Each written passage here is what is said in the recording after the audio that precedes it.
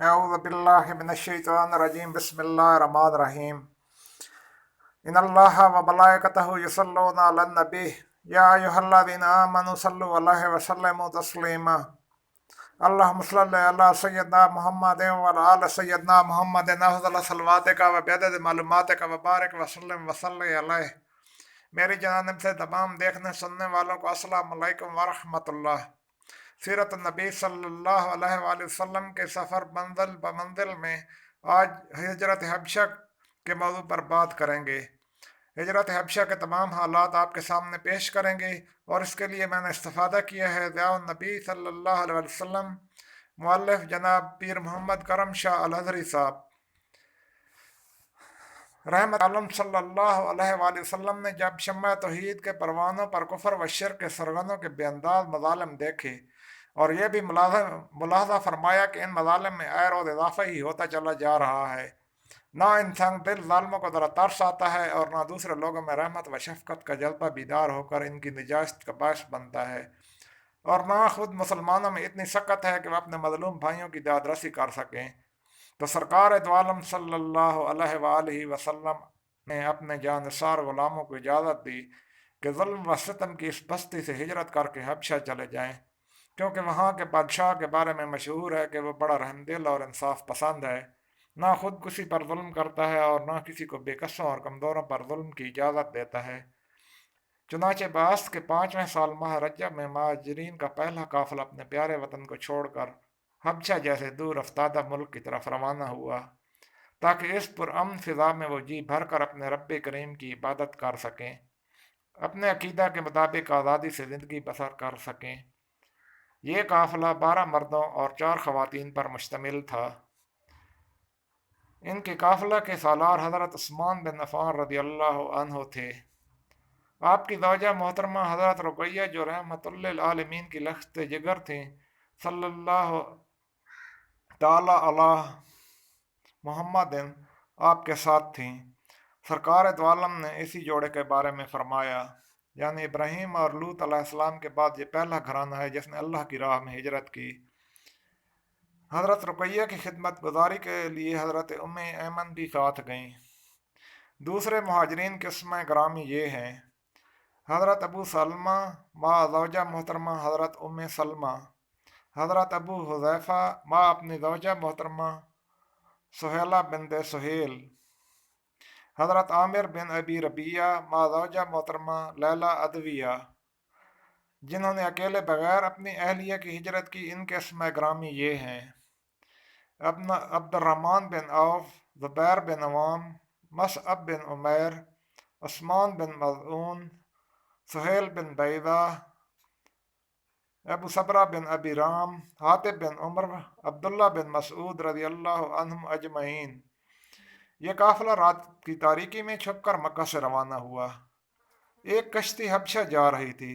انہوں نے فی کس 10 دینار کرایہ ادا کیا اور بغیر کسی تاخیر کے حبشہ روانہ ہو گئے۔ قریش کو ان کے بارے میں پتہ چلا تو ان کے تعاقب میں دوڑے۔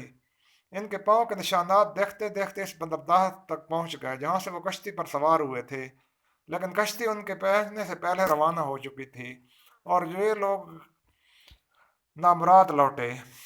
جس بندرگاہ سے وہ کشتی پر سوار ہوئے اس کا نام شعیبہ تھا، جو جدہ سے تھوڑے فاصلے پر جانب جنوب واقع تھی۔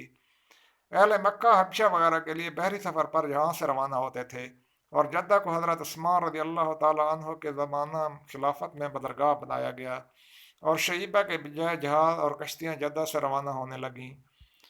علامہ یاقوت حموی لکھتے ہیں، شعیبہ بحر حجاز کے ساحل پر ایک بندرگاہ تھی۔ جدہ کے بندرگاہ بننے سے پہلے اہل مکہ کی کشتیاں یہاں آ کر لنگر انداز ہوتی تھیں۔ راہ حق کے یہ مسافر جب حبشہ پہنچے تو نجاشی نے انہیں بڑے احترام سے خوش آمدید کہا اور ٹھہرنے کے لیے ایک پرامن جگہ عطا فرمائی۔ صحابہ کہتے ہیں ہم بڑے سکون و اطمینان کے ساتھ نجاشی کے ذریعہ زندگی بسر کرنے لگے، بڑی آزادی سے اپنے خالق حقیقی کی عبادت میں محو رہا کرتے۔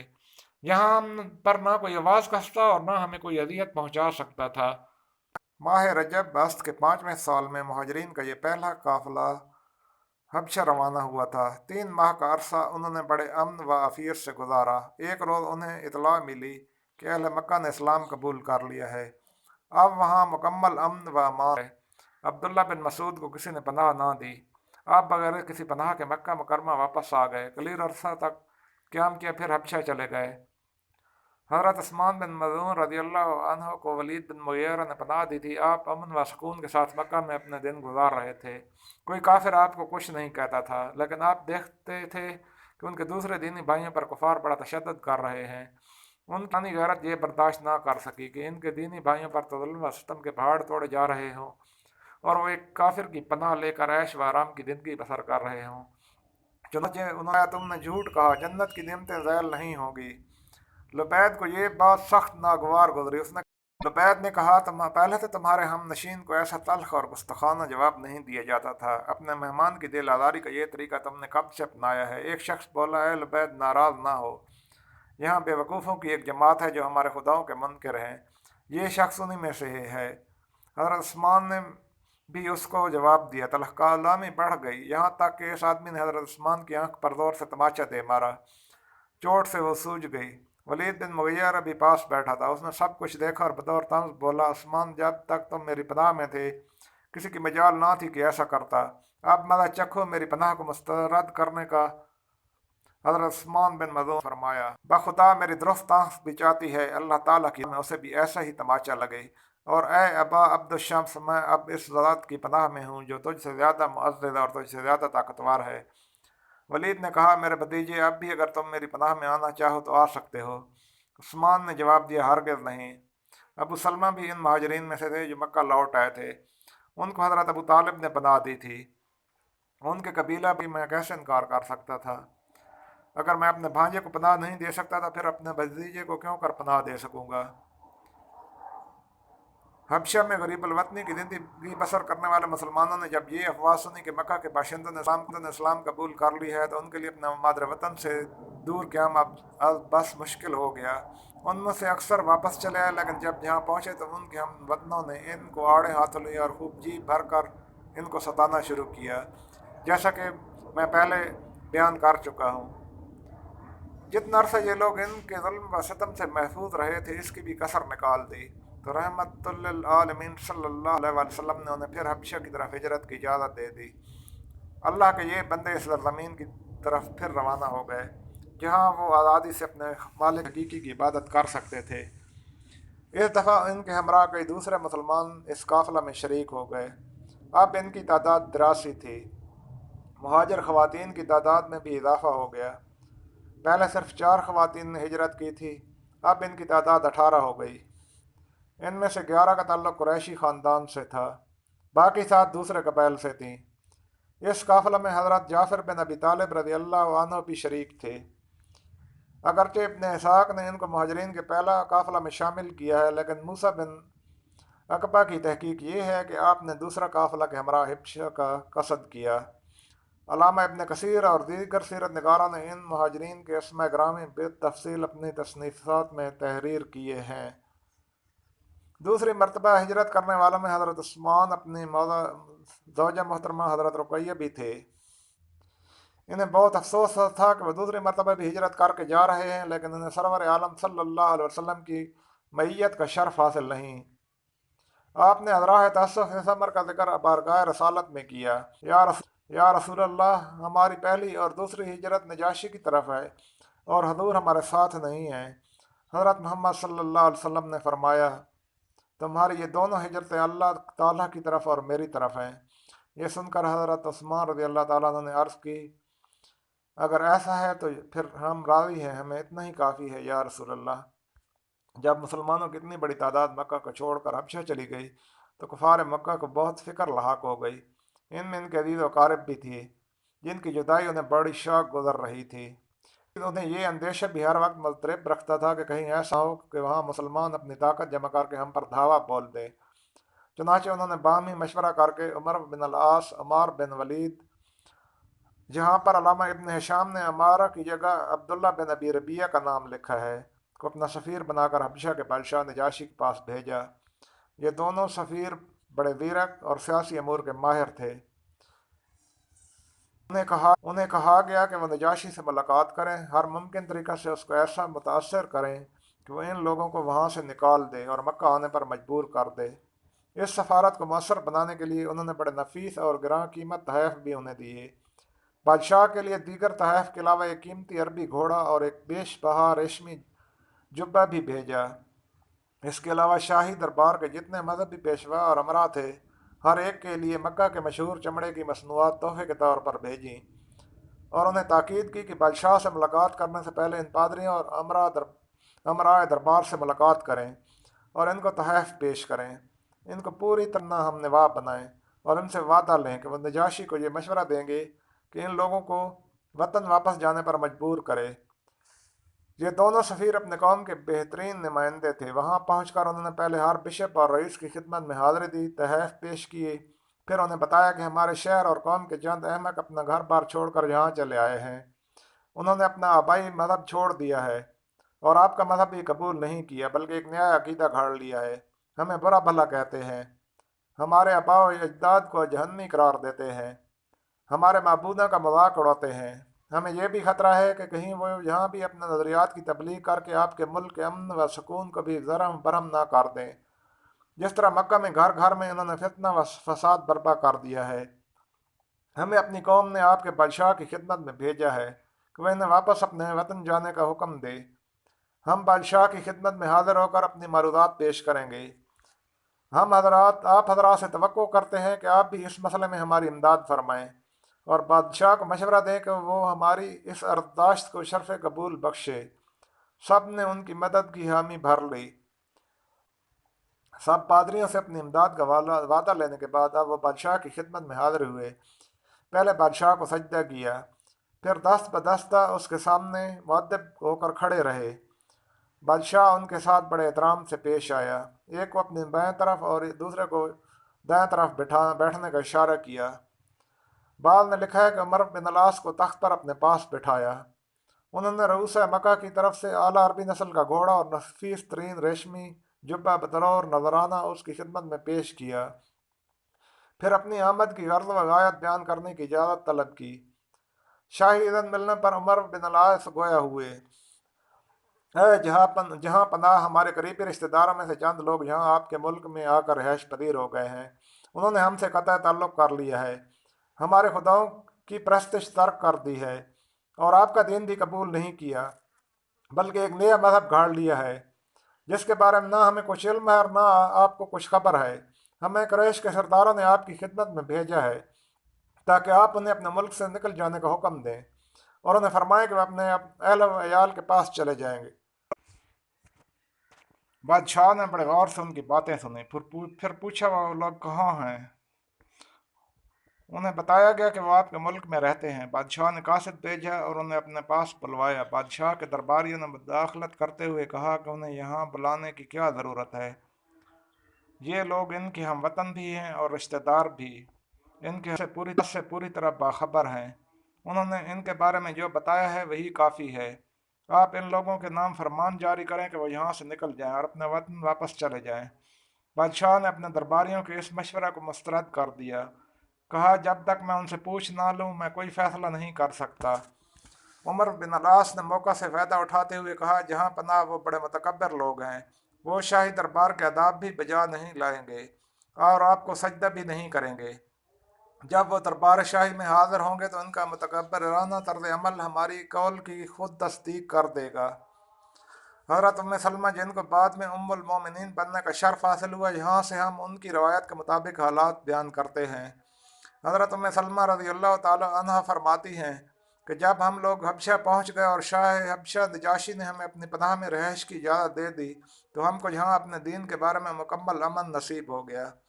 हम जिस तरह चाहते अल्लाह ताला की इबादत करते, कोई शख्स हमें अदियत पहुँचाता और ना गुफ्तगू से हमारा दिल आज़ारी की जाती।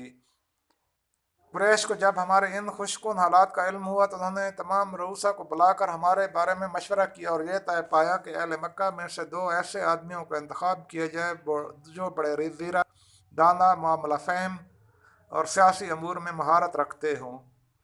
उन्हें बतौर सफ़ीर नजाशी के पास भेजा जाए। बुतों की पूजा किया करते थे, मुर्दार खाया करते और बदकारियाँ किया करते, अपने रिश्तेदारों के साथ अपने पड़ोसियों के साथ बेरहमी का सलूक करते। हम में से ताकतवर गरीब को खा जाया करता, हमारी ये नागुफ्ता बेहाल था कि अल्लाह ताला ने हमारी तरफ हम में से ऐसा रसूल भेजा जिसके नसब को भी हम जानते हैं, जिसकी सदाकत, अमानत और इफ़त से भी हम अच्छी तरह आगाह हैं। उसने हमें अल्लाह ताला पर ईमान लाने की दावत दी कि हम उस वाहदहू ला शरीक को मानें और उसी की इबादत करें, और वो पत्थर और बुत जिनकी हम पूजा करते हैं और हमारे आबा अजदाद किया करते थे, उनकी बंदगी का पट्टा अपनी गर्दन से उतार फेंकें। उसने हमें हुक्म दिया कि हम सच बोलें, अमानत में खयानत ना करें, रिश्तेदारों के साथ अच्छा सलूक करें, हमसायों के साथ उम्दगी से पेश आएं, बुरे कामों और खुंदरेदियों से बाज रहें। उसने हमें फस्क व हजूर, झूठ बोलने, यतीमों का माल खाने, पाक दामन औरतों पर झूठी तहमत लगाने से मना किया, और हमें हुक्म दिया कि हम सिर्फ अल्लाह ताला की इबादत करें, किसी चीज़ को इसका शरीक ना बनाएं। नीज़ उसने हमें हुक्म दिया कि हम नमाज पढ़ें, ज़कात दें और रोज़े रखें। हज़रत उम्मे सलमा फरमाती हैं कि हज़रत जाफ़र ने इस्लाम की तालीमात को बड़ी तफसील से गिन गिन कर पेश किया। फिर फरमाया, चुनाचे हमने इस रसूल मुकर्रम की तस्दीक की, हम उन पर ईमान ले आए, और अल्लाह ताला के जो हुक्म लेकर वो हमारे पास आए थे, हम सिर्फ अल्लाह वाहदहू की इबादत करते हैं और उसके साथ किसी को शरीक नहीं ठहराते। जिन चीज़ों को उसने हमारे लिए हराम किया है हम उनको हराम समझते हैं, और जिनको हमारे लिए हलाल किया है हम उनको हलाल समझते हैं। हमारा ये जुर्म है कि जिसकी वजह से हमारी कौम ने हम पर ज़्यादतियाँ की, हमें तरह तरह की अजियतें पहुँचाईं, और हमें अपने दीन से रूगर्दां करने के लिए फितनों में मुबतला किया। इनका मकसद ये है कि हम अल्लाह ताला की इबादत को छोड़कर फिर बुतों की पूजा शुरू कर दें, और जिन नापाक चीज़ों को हम पहले हलाल समझते थे उनको फिर हलाल समझने लगे। जब उन्होंने हम पर जबर व कहर और जुल्म व सितम की इंतहा कर दी, हम पर जीना हराम कर दिया और हमें अपने दीन की तालीमात पर अमल करने से बाज रखा, तो ए बादशाह सलामत अपने मुल्क को छोड़कर आपके मुल्क में आ गए। दूसरे बादशाहों को छोड़कर हमने आपको पसंद किया और आपकी पनाह को तरजीह दी, और हम उम्मीद रखते हैं कि हम आपके ज़र साया सताया नहीं जाएगा। नजाशी ने कहा कि जो अल्लाह की किताब है आपके नबी पर नाजिल हुई है, क्या उसका कुछ हिस्सा तुम्हें याद है? हज़रत जाफर रज़ी अल्लाह तआला अन्हु ने कहा, हाँ मुझे याद है। नजाशी ने कहा, मुझे पढ़ कर सुनाओ। हज़रत जाफर रज़ी अल्लाह तआला अन्हु ने सूरह मरियम की इब्तदाई आयतों की तिलावत शुरू की। वो क्या सुहाना मंजर होगा, नजाशी का दरबार है, उसके अमरा और मजहबी पेशवा अपने ज़र नगाह कुर्सियों पर बैठे हुए हैं, मक्का के दो सफ़ीर भी वहाँ मौजूद हैं। इस अजनबी माहौल में हज़रत जाफ़र रज़ी अल्लाह ताला अन्हु कुरान करीम की सूरह मरियम की तिलावत फरमा रहे हैं। अल्लाह ताला की रहमत और उसके अनवार की कैसी रिमझिम शुरू हुई होगी।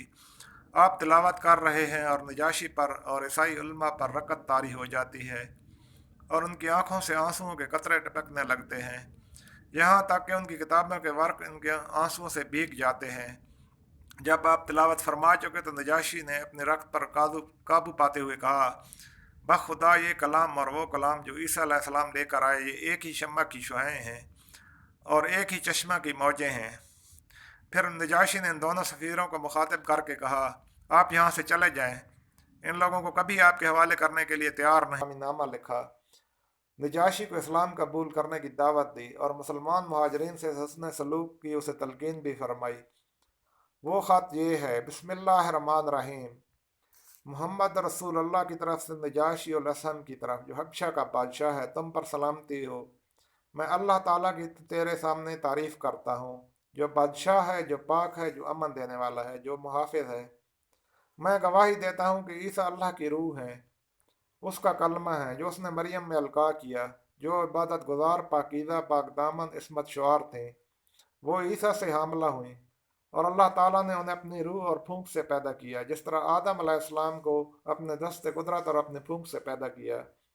मैं तुम्हें अल्लाह ताला की तरफ दावत देता हूँ जो वाहदहू ला शरीक है, और उसकी इताअत की तरफ बुलाता हूँ, और तुम्हें दावत देता हूँ कि तू मेरी पैरवी कर, और जो मुझ पर नाजिल हुआ उस पर ईमान ले आ। बेशक मैं अल्लाह का रसूल हूँ।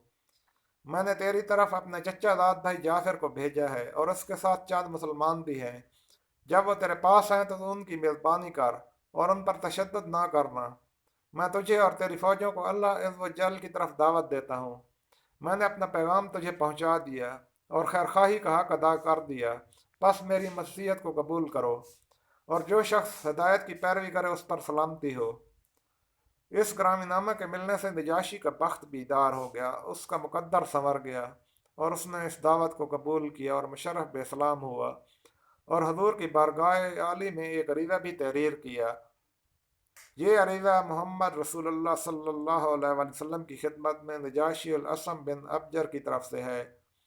اے اللہ کے نبی، اللہ تعالیٰ کی آپ پر سلام ہو، اس کی رحمتیں اور برکتیں ہوں۔ کوئی عبادت کے لائق نہیں سوائے اس ذات کے جس نے مجھے اسلام کی طرف ہدایت دی۔ یا رسول اللہ، حضور کا گرامی نامہ مجھے مل گیا ہے، اور عیسیٰ علیہ السلام کے بارے میں آپ نے جو کچھ لکھا ہے، آسمانوں اور زمین کے رب کی قسم عیسیٰ سے زائد نہیں ہے۔ جو حضور نے ہماری طرف بھیجا ہم نے اس کو پہچانا، اور ہم نے آپ کے چچا کے بیٹے اور اس کے ہمراہیوں کی میزبانی کی۔ بس میں گواہی دیتا ہوں کہ آپ اللہ کے سچے رسول ہیں جن کی تصدیق کی گئی ہے۔ میں نے حضور کی بیعت کی ہے اور حضور کے چچا داد بھائی کی بھی بیعت کی ہے، اور میں نے اللہ رب العالمین کے لیے اس کے ہاتھ پر اسلام قبول کیا ہے۔ میں حضور کی خدمت میں اپنا بیٹا بارحہ بن الاسم بن ابجر بھیج رہا ہوں۔ میں اپنے نفس کے سوا کسی چیز کا مالک نہیں۔ یا رسول اللہ، حضور حکم فرمائے تو میں خدمت میں حاضر ہو جاؤں۔ میں بس گواہی دیتا ہوں کہ حضور کا ہر فرمان حق ہے۔ اس خط سے معلوم ہوا کہ نجاشی نے اپنے جذبات عقیدت کے اظہار کے لیے اور اپنے مسلمان ہونے کی شہادت پیش کرنے کے لیے اپنے بیٹے کو بارگاہ رسالت میں روانہ کیا۔ سرکار دو عالم صلی اللہ علیہ وسلم جو گرامی نامہ نجاشی کو لکھا تھا، اس میں دو باتیں لکھی تھیں۔ ایک تو اسلام قبول کرنے کی دعوت دی تھی، اور دوسرے مسلمان مہاجرین کے ساتھ حسن سلوک کی ترغیب دی تھی۔ نجاشی نے ان دونوں ارشادات پر پوری طرح عمل کر کے دکھایا، اور سرکار دو عالم صلی اللہ علیہ وسلم نے بھی اپنی نوازشات کی اور اپنی شان بندہ نوازی کی اس کے ساتھ حد کر دی۔ چنانچہ ایک مرتبہ نجاشی کا ایک وفد خدمت اقدس میں حاضری کا شرف حاصل کرنے کے لیے آیا۔ حضور بے نفس نفیس ان کے آرام و آسائش کا خیال فرماتے اور خود ان کی خدمت بجا لاتے۔ صحابہ نے عرض کی، اے اللہ کے پیارے رسول، حضور کیوں تکلیف فرماتے ہیں؟ ہم سب حضور کی طرف سے ان کی خدمت بجا لانے کے لیے حاضر ہیں، کوئی کسر اٹھا نہیں رکھیں گے۔ اللہ کے اس پیارے نبی نے ارشاد فرمایا کہ یہ وہ لوگ ہیں جب میرے صحابہ ان کے ہاں گئے تھے تو انہوں نے ان کی بڑی عزت و تکریم کی تھی۔ اب میں چاہتا ہوں کہ میں انہیں اس کا بدلہ دوں۔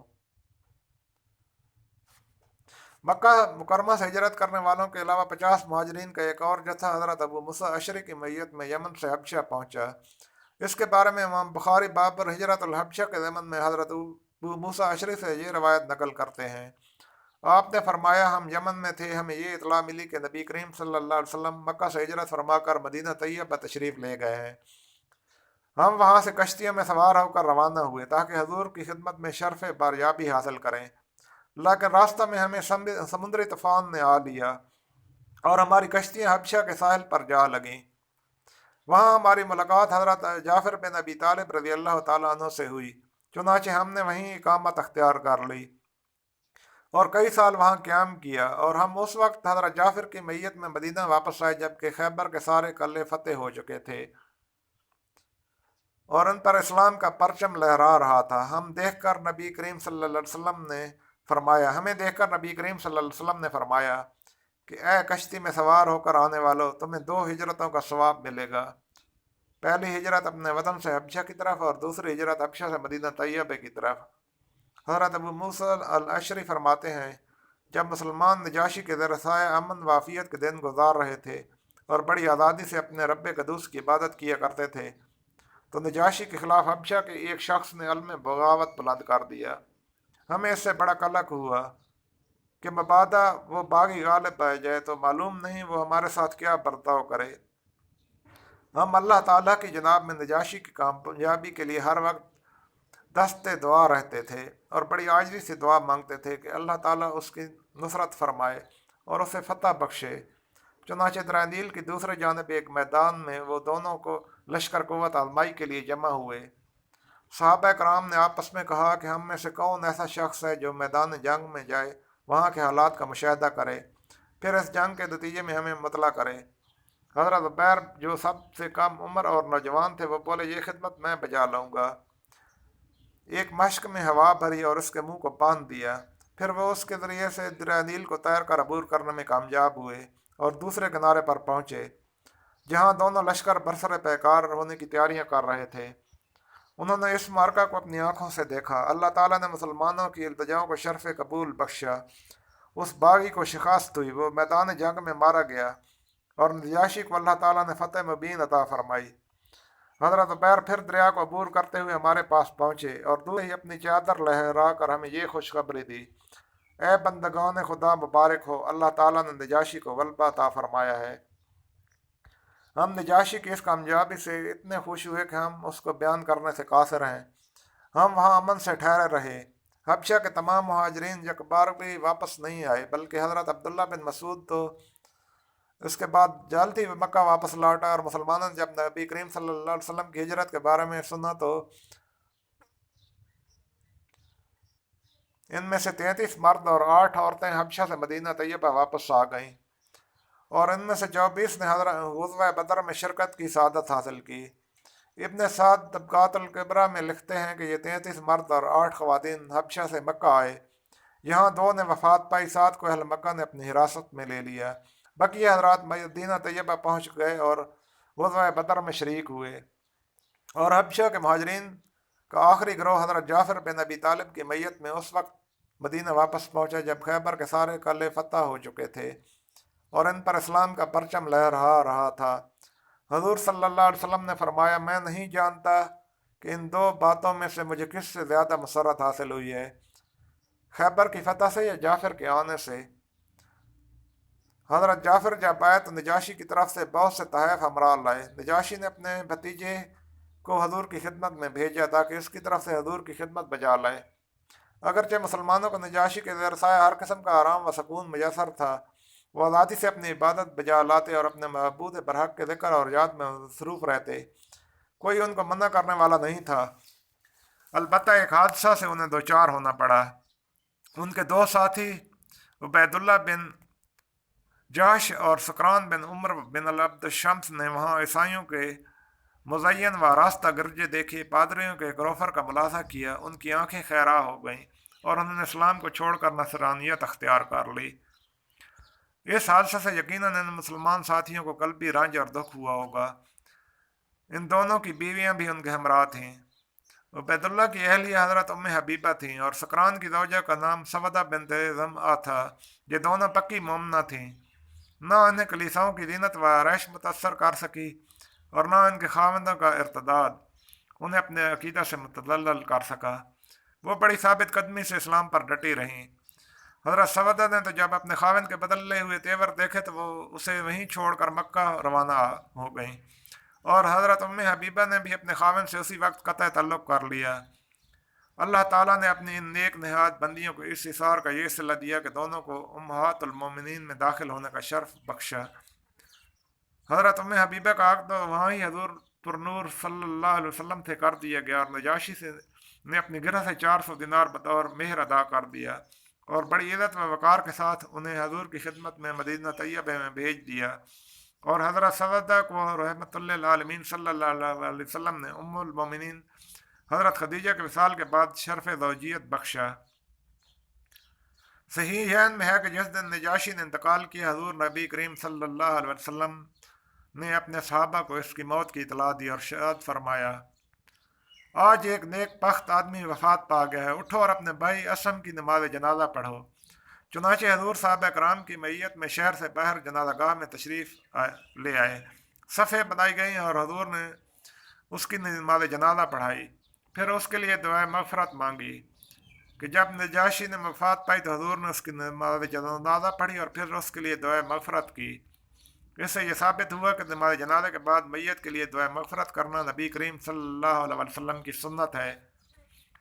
حضرت عائشہ صدیقہ سے مروی ہے کہ آپ فرماتی ہیں کہ لوگ بیان کرتے تھے کہ نجاشی کے وفات کے بعد اس کی قبر سے نور نکلتا ہوا دکھائی دیتا تھا۔ اس بحث کو سمیٹتے ہوئے قارئین کی توجہ اس سوال کی طرف مبذول کرانا مناسب سمجھتا ہوں۔ وہ سوال یہ ہے کہ ان مسلمانوں نے ہجرت کے لیے حبشہ کو کیوں منتخب کیا؟ اس کا ایک جواب تو وہ ہے جس کا اعلان حالات و واقعات کی زبان ببانگ دہل کر رہی ہے، جسے سن کر کوئی شک و شبہ باقی نہیں رہتا۔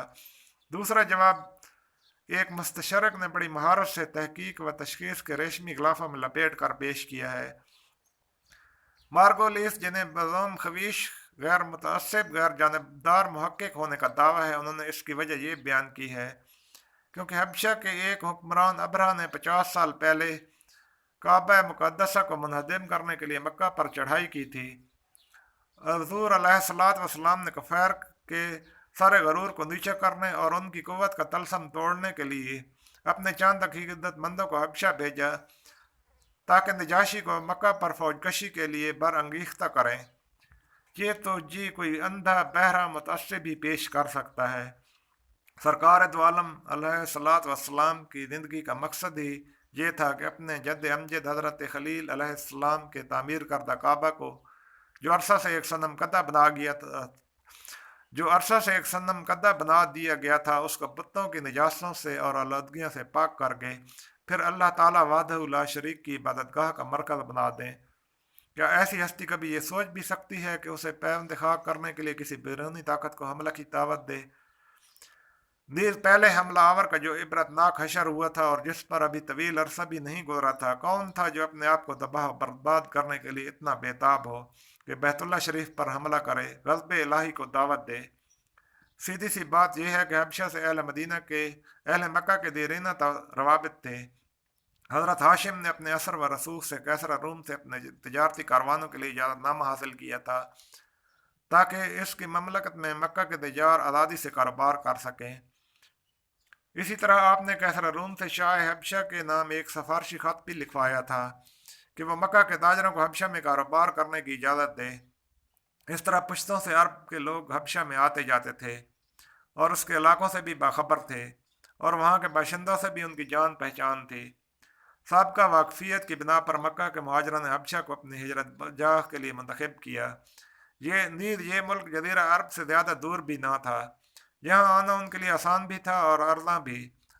راہ حق کے ان مسافروں نے کشتی والوں کو فی کس نصف دینار کرایہ ادا کیا تھا، اور سب سے بڑی کشش ان کے لیے یہ تھی کہ حبشہ کا حکمران بڑا عادل اور منصف مزاج تھا۔ چنانچہ سرکار دو عالم صلی اللہ علیہ وسلم نے جب اپنے جانباز صحابہ کو حبشہ کی طرف ہجرت کرنے کی اجازت دی تو یہ وجہ بیان کی۔ حضور نے انہیں فرمایا، وہاں ایک ایسا بادشاہ ہے جس کے سامنے کسی پر ظلم نہیں کیا جا سکتا۔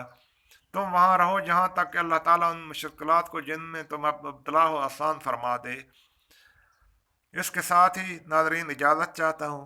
انشاءاللہ سیرت النبی صلی اللہ علیہ وسلم کا سفر منزل بمنزل جاری رہے گا۔ ہمارے ساتھ رہیے، چینل کو سبسکرائب کرنا نہ بھولیے تاکہ یہ اچھی باتیں اور لوگوں تک پہنچ سکیں اور آپ کے لیے بھی ثواب کا ذریعہ بن سکیں، اور ہو سکتا ہے کہ آپ کی شمولیت سے کسی کی آخرت سنور جائے، تو شمولیت آپ کی بہت ضروری ہے۔ اس کے ساتھ ہی السلام علیکم ورحمۃ اللہ وبرکاتہ۔